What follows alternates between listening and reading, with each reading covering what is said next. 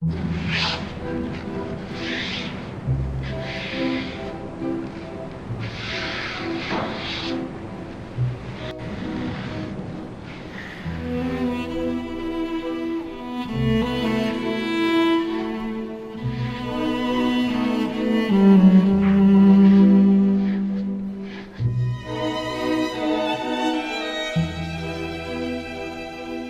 colección de yesos es una serie de grandes obras canónicas de la historia del arte europeo que son traídas a la Escuela de Bellas Artes en el siglo XIX, en 1897, y sirvieron para que los estudiantes complementaran su formación académica. Esto también sirve para los estudiantes en la actualidad, ya que muchos profesores implementan el ejercicio de la copia de las piezas en sus cursos. Estas copias aluden a figuras importantes en el pasado antiguo greco-romano, y también forman parte del discurso que se gesta en el inicio del Renacimiento, el cual pretendía un reencuentro con el pasado antiguo greco-romano. También en la práctica artística, su principal interés era la idealización de la naturaleza, la representación de la misma y también la representación idealizada del figura humana.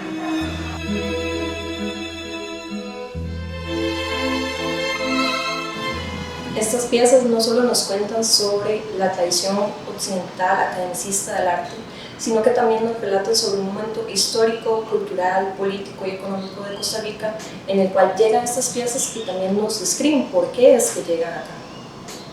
Es aquí donde el arte pasaría a tener un papel sumamente importante y estos políticos se darían cuenta de la relevancia del arte para poder construir una identidad, para darle una imagen al pueblo costarricense. Y bueno, desde las artes plásticas se genera desde tres frentes, desde la construcción del Teatro Nacional, desde la inauguración de monumentos como el Monumento Nacional, el Monumento a Santa María, y también desde la apertura o de la inauguración de esta Escuela Nacional de Bellas Artes, lo que conocemos como la Escuela de Artes Plásticas, y que bueno, esas tres cosas claramente desde un supuesto occidental tradicionalista del arte.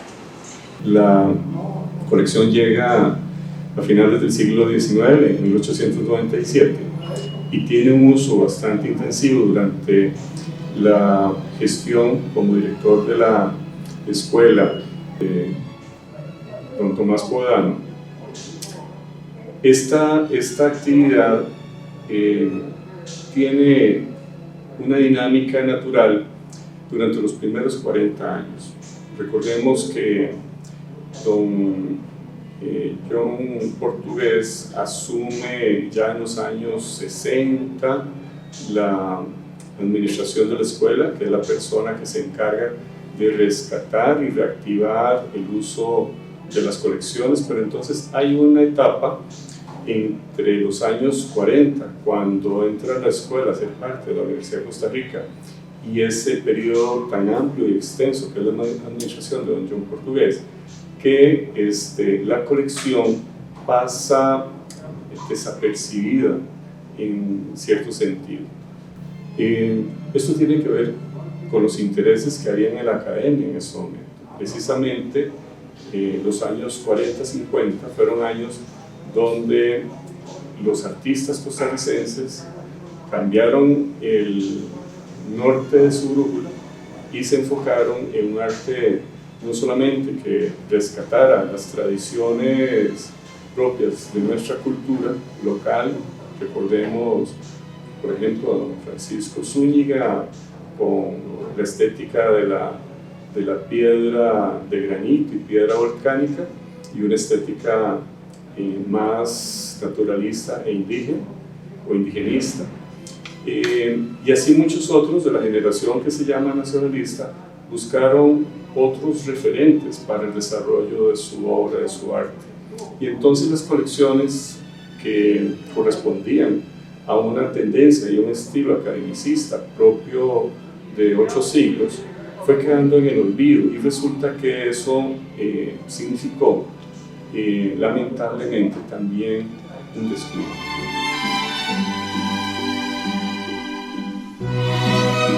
Don John Portugués, formado bajo un estilo totalmente academicista en Italia y como buen escultor que era, se encarga de desempolvarlas y de restaurarlas en lo posible. Esas colecciones tenían varios grados de complejidad, porque él como escultor tenía la capacidad de restaurar los yesos, pero no así necesariamente las láminas de dibujo. Entonces, vamos a encontrar que cuando ya generaciones más jóvenes, como el caso de la mía, que yo me integré a la escuela en los años 80 como estudiante, todavía las colecciones de yeso estaban las piezas dispersas en muchos espacios y áreas de circulación. Estaban a la mano y para el uso de la gente, pero a la vez esa accesibilidad permitía el acelerado deterioro.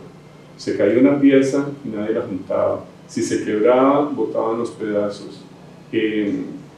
Si alguien llegaba y la maltrataba con un rayón, un grafiti, cosa que era muy usual, no había una gran preocupación por la restauración. Bueno, yo conocí la colección cuando era estudiante de la Escuela de Artes Plásticas y las piezas estaban en los corredores y pegadas en las paredes de las aulas. En ese tiempo a la gente le molestaba la antigüedad de las piezas porque consideraban que el arte es otra cosa y era una cosa superada, que más bien veían a la colección como una enemiga de la modernidad. Cuando se creó en ese contexto en la escuela, había estudiantes que las rayaban, las mutilaban, algunas piezas se perdieron, otras se llevaron en las carrozas para la semana universitaria, las ánforas grandes se perdieron, no se volvieron a recuperar. Las piezas, cuando a mí me correspondió asumir la dirección de la escuela y me encontré con la responsabilidad de atender esas colecciones, era lamentable el estado en que se encontraban. Se hicieron a lo largo del tiempo muy pocos esfuerzos por resolver este problema y tal vez el mejor momento para ellas, después de que don John dejó de atenderlas en los años 70, debió haber sido la época del centenario de la escuela, cuando en 1997 la comisión organizadora y la dirección a cargo en ese momento del escultor Emilio Argüello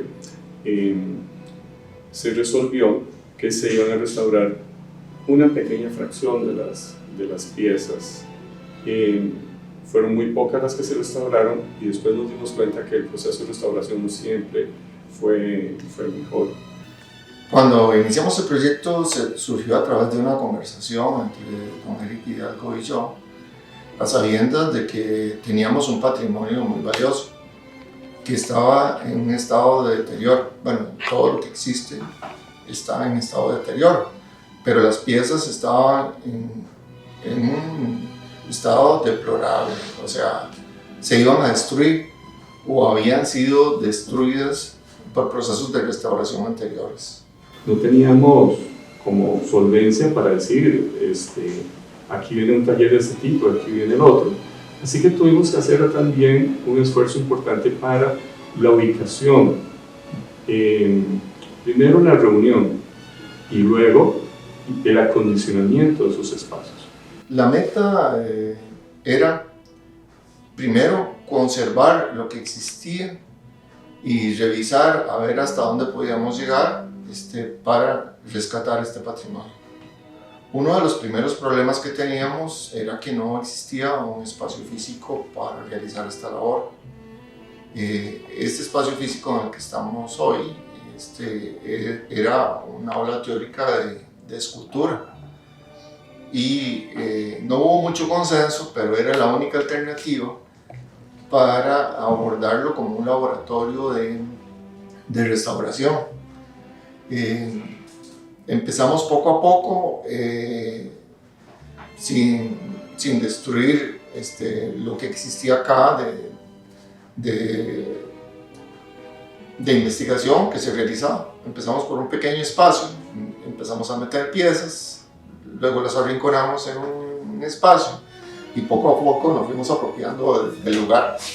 Eso fue muy importante, definir un lugar para trabajar. Había una cantidad importante de piezas que estaban dispersas, que no se sabía exactamente dónde estaban.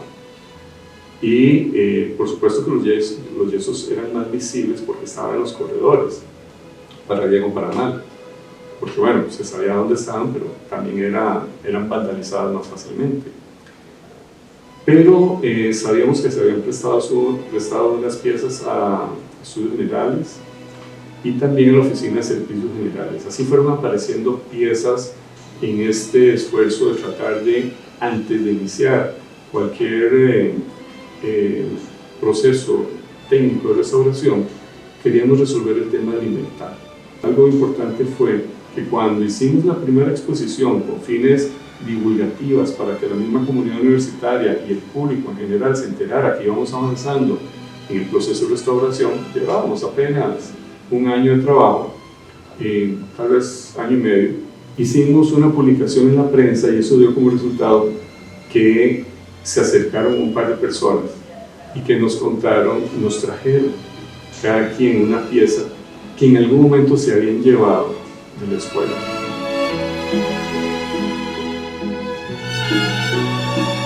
Las piezas, por ejemplo, esa pieza que está ahí del niño y la boca, por ejemplo, tenía un pico de pato, ni siquiera sabían qué era. O sea, se había restaurado de tal manera que el patrimonio se había alterado.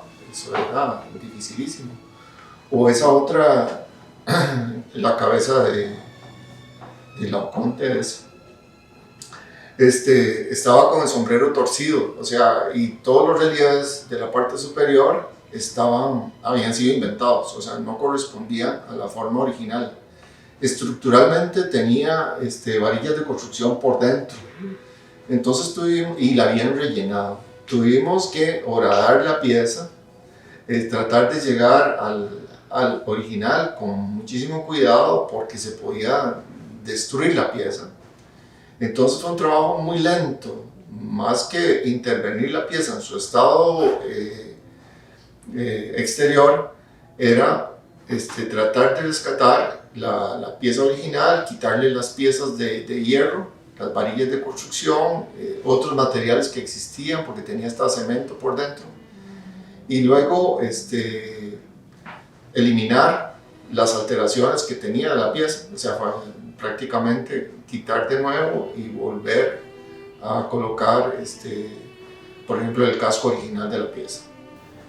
En el caso del niño y la boca, fue de las primeras piezas que intervenimos, principalmente porque nos llamó mucho la atención el pico que no correspondía históricamente. Quitamos toda la intervención, eliminamos el pico, hicimos una estructura, se modeló, se sometió a un proceso de crítica y una vez modelado se sacó el molde de la pieza y se volvió a colocar el pico de la boca, por ejemplo.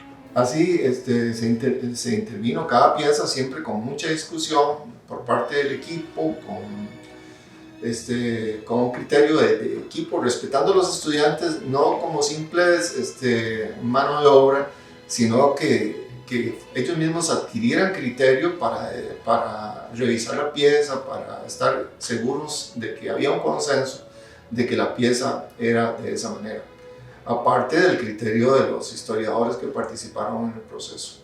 Esa labor fue una labor que yo diría que más que restaurar las piezas, fue una labor muy bonita para los estudiantes, porque fue un proceso formativo.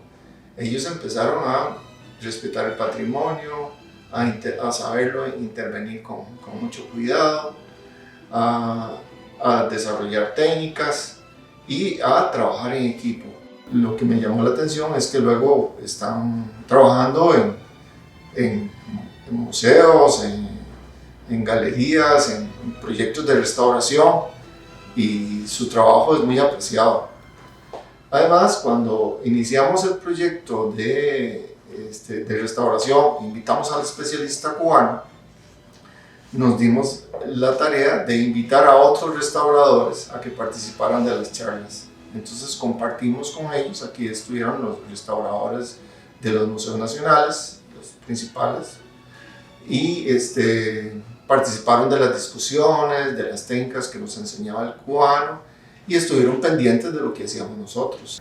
Logramos una exposición en el Museo Nacional. Primero se hizo una aquí en los corredores, que fue muy importante, con un aporte importantísimo de la Vicerrectoría de Investigación. La exposición en el Museo Nacional fue un éxito y logramos mostrar sin temor lo que se había hecho. Entonces eso fue como el cierre del proceso de restauración. Ahora, no es que el proceso haya terminado ahí, porque como dijimos al inicio, todo lo que existe está en proceso de deterioro. Las piezas de alguna manera se deterioran con el tiempo. Entonces hay que continuar protegiendo ese patrimonio para el futuro, para que otras generaciones que no podrán conocer la Venus de Milo, que no podrán conocer Apolo, que no podrán, puedan conocerlo a través de las copias que tenemos, que tengan acceso a esto. Hay estudiantes que pasan por la escuela y nunca tienen la posibilidad de ir a un museo de Europa. O sea, las imágenes las conocen a través de las fotografías, pero aquí el estudiante puede conocer muchas piezas originales, copias de las originales, que les permite un acercamiento mayor al patrimonio de la cultura del mundo.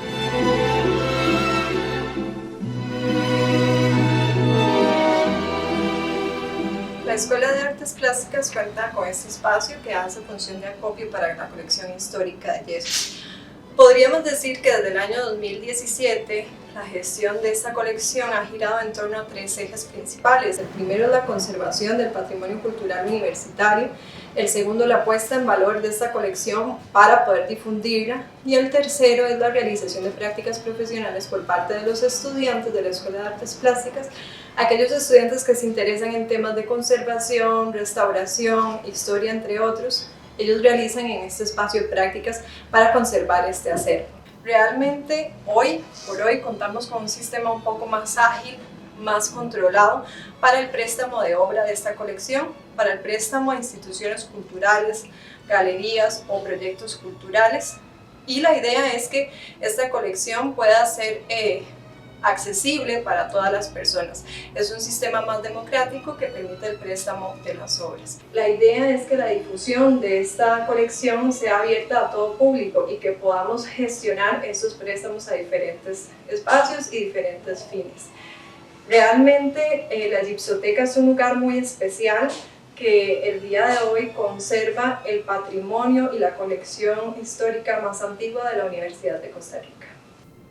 Hoy día, adquirir sin la pátina histórica que le impone el tiempo a las dos colecciones, tanto papel como los yesos, con las piezas que tenemos hoy salvaguardadas, yo creo que no tendríamos el recurso económico para adquirir una colección así como la tenemos hoy día, menos si le agregáramos las piezas que no existen, que desaparecieron en su momento, y menos si tuviéramos que pagarlas ya con el valor adicional que representa ser hoy día una colección histórica.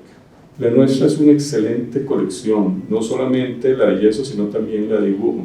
El método Julián es tal vez uno de los mejores resueltos en litografía, y la calidad de los yesos, según nos dimos cuenta a la hora de ir a conocer y contrastar las características de unas y de otras, es que nuestra colección es de una factura exquisita, de que fue hecha posiblemente en las primeras épocas, cuando se sacaron las primeras copias de los taseles originales, y lo que permitió que nuestras copias tengan detalles superficiales muy sutiles, que no lo tienen copias más recientes o posteriores.